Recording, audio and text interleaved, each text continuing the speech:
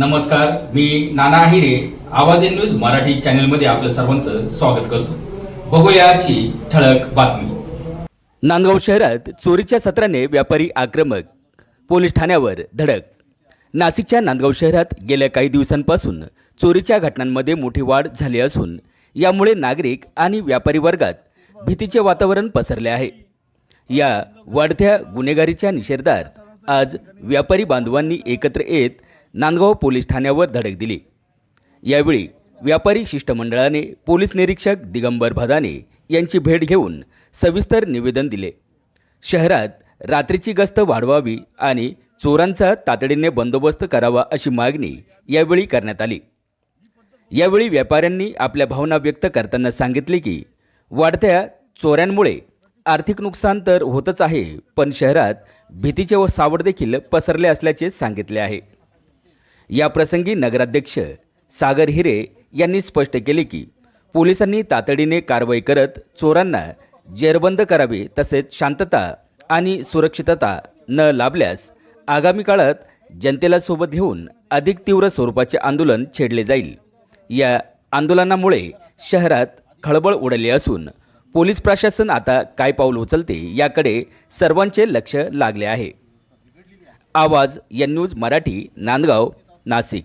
रस्त्याने येणारे जाणारे रोड युनियनच्या बाबतीत असो, तेच या सगळ्या बाबतीमध्ये आपण एक कणखर भूमिका काहीतरी घ्यावी. नांदगाव शहरामध्ये गेल्या काही दिवसांपासून चोरीच्या घटनांचं प्रमाण हे अतिशय मोठ्या प्रमाणात वाढलेलं आहे. त्याचबरोबर चोऱ्या, त्याच्यानंतर मोटरसायकली चोरी होणं, त्याचबरोबर जे लोक मोबाईल चोरी होणं, जे लोक बाहेर गावाला गेलेले त्यांची रेकी करून त्यांचे घरं फोडणं, दुकानं फोडणं, असे कायदा सुव्यवस्थेला पूर्णपणे बाधित होईल अशा प्रकारची अभूतपूर्व परिस्थिती ही नांदगाव शहरामध्ये या ठिकाणी सध्या निर्माण झालेली आहे.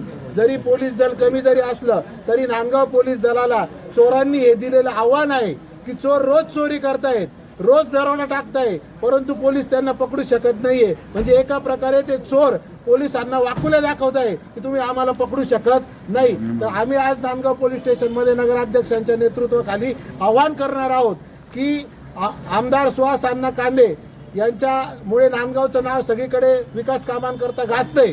देवेंद्र फडणवीसांसारखे मुख्यमंत्री आणि गृहमंत्री असताना नांदगाव सारख्या या मुख्य शहरामध्ये भर बाजारपेठेमध्ये आज राजरोसपणे जर चोऱ्या व्हायला जर लागल्या तर नागरिकांनी जगावं कसं, असा प्रश्न या ठिकाणी निर्माण झालेला आहे. म्हणून सगळे व्यापारी, सर्व लोक या ठिकाणी आलेले आहे. आणि अजून एक सांगायचं आहे की काहींच्या तर कंप्लेंट सुद्धा या ठिकाणी नगराध्यक्ष साहेब नोंदवल्या जात नाही.